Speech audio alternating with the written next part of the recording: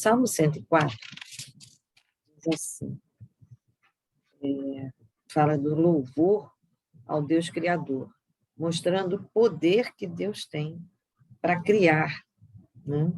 Diz no verso 9, entre as muitas coisas que Deus faz, o vento, as nuvens, as águas, coisas grandes, né? E diz no verso 9 que ele puseste as águas divisas, que não ultrapassarão, para que não voltem a cobrir a terra. Nosso Deus, ele não só cria, como ele dá limite. Isso é importante a gente lembrar. Tudo na nossa vida tem um limite, tem um basta, né? Depois ele vai falando não só da criação das grandes coisas, mas das coisas que moram na terra. Então ele vai falar da criação dos animais e de tudo que se move na terra. No verso 14, ele diz assim, fazes crescer a relva para os animais, as plantas que o ser humano cultiva, para que a terra tire o seu alimento. Agora Deus já fala que cria coisas para o sustento. E não só o sustento.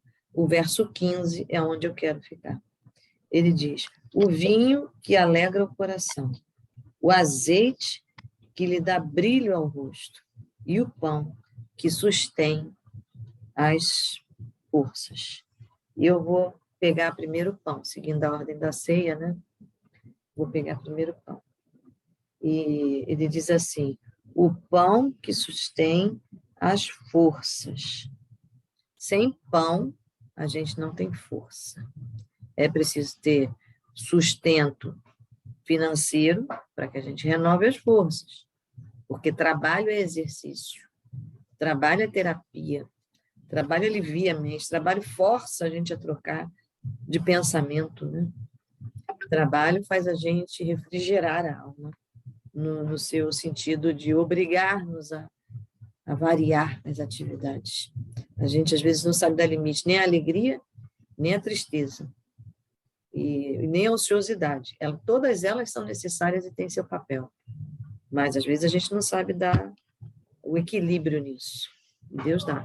Então, ele diz que, tanto é que quando Deus disse, a partir de agora o homem trabalhará, Deus não castiga com destruição. Então, trabalho não é destruição. Sustento, alcançar o sustento não é destruição. É necessário ter o sustento. E ele diz por quê? Para que renove as forças.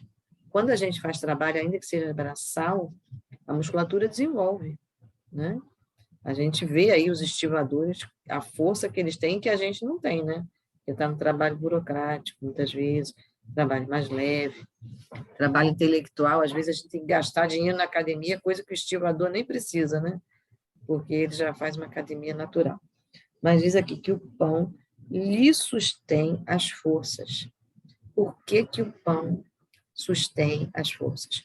Porque ele tem substâncias básicas, o trigo, o grão, a gente está vendo aí a Ucrânia lutando, e até a Rússia, né, dando um passo para trás para liberar os grãos, porque no meio da guerra a Rússia também precisa dos grãos.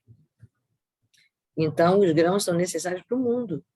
Países estão se metendo na questão da Ucrânia para que não percam os grãos, não fiquem na mão de países arredios. Então, sustentar as forças, ter o pão, que sustém as forças. Mas Deus não está dizendo que o grão sustenta, ele está dizendo que o pão é o grão elaborado.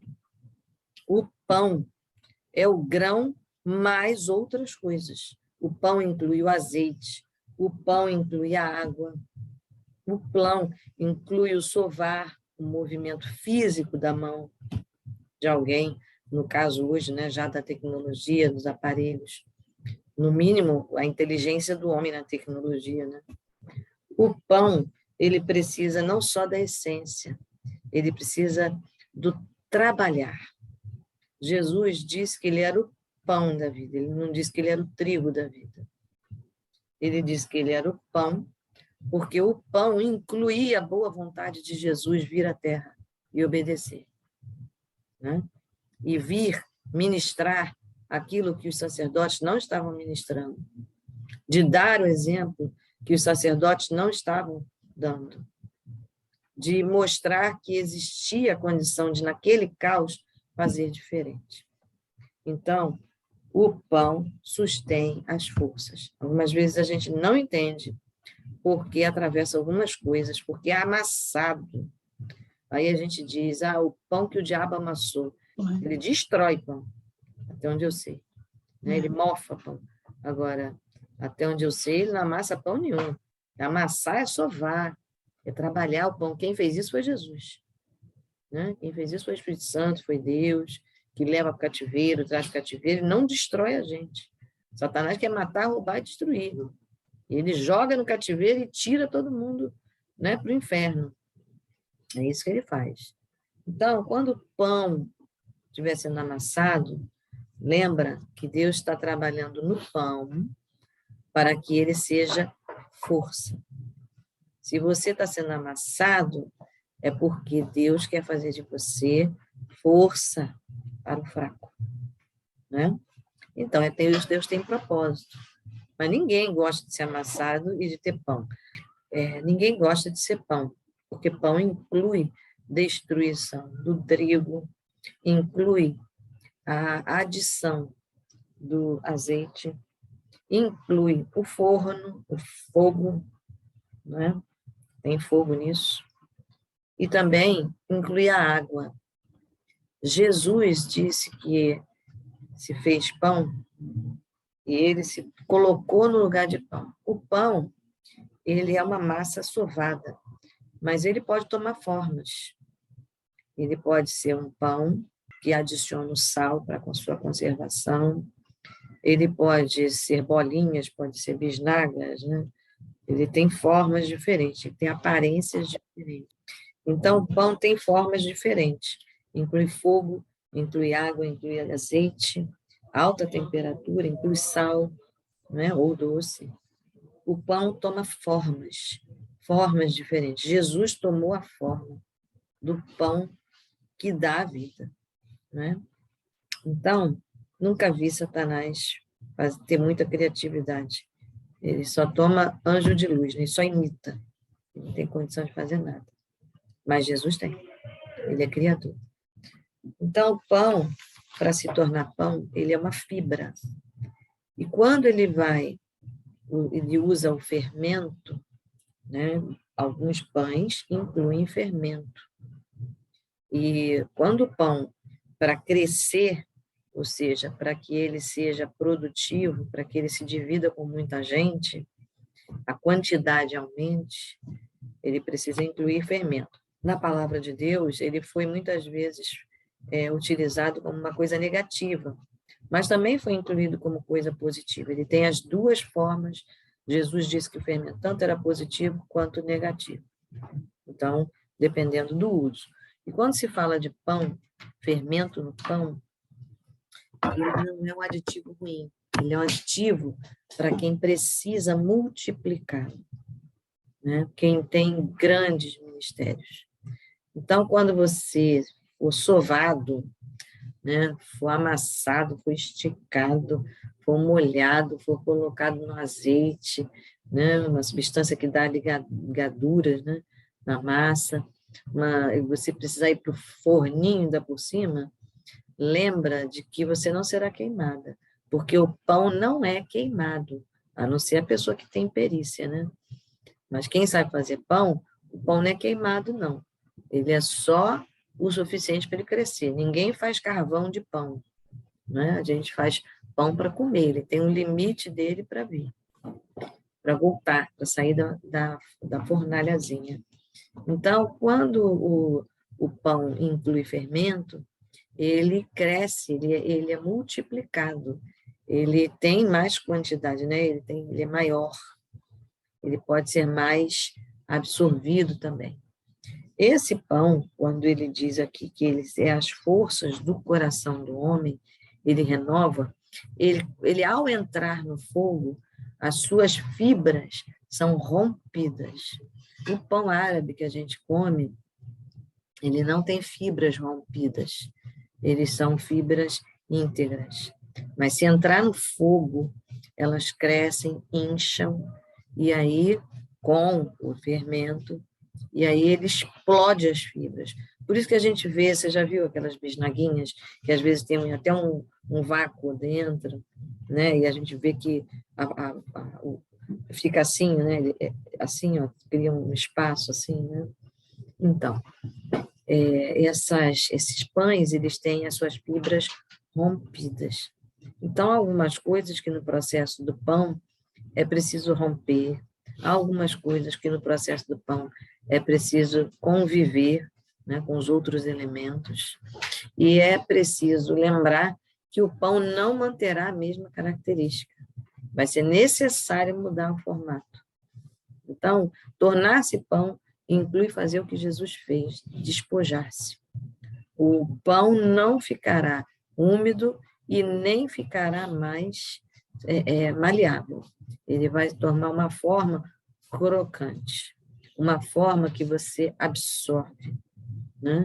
Uma forma em que você, quando mastiga, ele simplesmente, a saliva quebra tudo que é necessário e você deglute de uma forma fácil de engolir. Jesus foi tão fácil de ser compreendido que as nações até hoje o compreendem muito bem, né? Mas é preciso que no pão tenha azeite. E o azeite do pão é o poder do Espírito Santo. Jesus veio com esse poder do Espírito Santo. Ele veio com a presença do Espírito Santo. Ele é pão da vida. Então, o pão da vida, ele é absorvido facilmente pelo nosso organismo. E quem absorve isso é a própria água do nosso corpo, ou seja, a saliva. A saliva tem muitos componentes. E os componentes da própria saliva, do ambiente que vai aproveitar o pão. Essa água do próprio ambiente, ela destrói a massa do pão. Por quê? Porque ela tem enzimas. A saliva que está na boca, ela tem várias enzimas, várias. E ela já começa destruindo de cara, né, com os dentes, com as enzimas, com a umidade, com a temperatura da boca. Veja, o pão lá foi preparado debaixo de tudo isso. Mas quando ele chega na boca, no lugar certo para ser absorvido e para ser útil, ainda assim ele sofre quebras de novo. O amassar dos dentes, o cortar dos dentes, o perfurar dos dentes, o quebrar das enzimas digestivas, e ele vai passando por mais, né? Ele vai entrando no suco gástrico, que é um ácido, até chegar lá no estômago. E aí, no estômago, é a última vez que ele é chacoalhado no mar ácido, muito ácido. E, por fim, ele vai entrar no duodeno, que é a primeira porção do intestino. Quando ele chega na porção do intestino, ali sim, ele vai ser verdadeiramente absorvido e direto para o sangue. Mas, olha, ele teve que entrar num canal escuro, né? Como de Jonas, lacrado. Teve que ser impulsionado por pressão pela deglutição. Ele é jogado de túnel em túnel, né? Porque lá dentro são túneis. E cada vez que o pão ele é deglutido, ele é assim, a pressão vai estrangulando o estômago, o esôfago, o intestino. Então, mas ele é útil e ele se torna força para o homem. Veja que o pão ele sofre coisas externamente até virar a força do homem, visível, transformações visíveis, e tem um aspecto que é transformação invisível aos olhos, né? Que é no escuro, que é dentro do organismo que ninguém vê. Ele é processado. Até chegar à corrente sanguínea, ele vai ser processado no escuro. Então, tem coisas que a gente passa em conjunto, abertamente, né, com as pessoas, e tem coisas que elas vão continuar sendo processadas, mas é lá no organismo, fechadinho, né? Com as coisas, com os baques, com os balanços, com as pressões, que quem está de fora não compreende, não. nem compreende, nem percebe, nem recebe intensamente a mesma pressão que você recebe. Então, lembre-se, há um tempo em que o pão e a palavra de Deus a gente aprende em conjunto no seminário, e há um tempo que a gente precisa de espaço, né, com Deus. Precisa ter disciplina com Deus, para lembrar e deixar o Espírito Santo trazer a memória. Mas ainda que Deus traga a memória, ele vai trabalhar no seu coração, na sua mente lá, né? Você pode até estar no meio da multidão, mas dentro de você essa palavra vai girar, girar, girar, e ela vai fazer sentido na sua vida. Então, guarde sua mente de maus pensamentos, né, de murmurações, de tristezas, porque ela é lugar para processar a palavra. Ela não é lugar para processar excesso de emoções. Ela é lugar para processar, ser absorvida, chacoalhada por Deus, né? E esse trabalho é você e Deus lá no interior, com o Espírito Santo. Então, você pode estar no Maracanã, mas a palavra vai ecoar nos seus ouvidos. Quando a gente vai ao hospital, a gente volta no dia seguinte, aí o paciente diz assim, eu lembrei daquela palavra que a senhora disse. Ele ficou lá processando no escuro da mente dele, né, a palavra. E que a gente tenha também assim, né, que a gente separe na nossa vida tempo, ainda que seja no meio da multidão, tempo para processar a palavra. Que Deus tenha liberdade. Por quê? Porque o pão sustém as forças. E louvo a Deus porque a gente está tendo nessa manhã espaço para processar a palavra.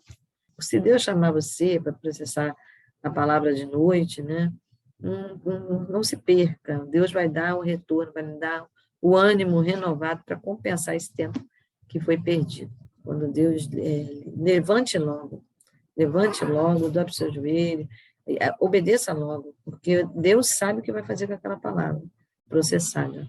Ela será útil, não só para as pessoas, mas para você.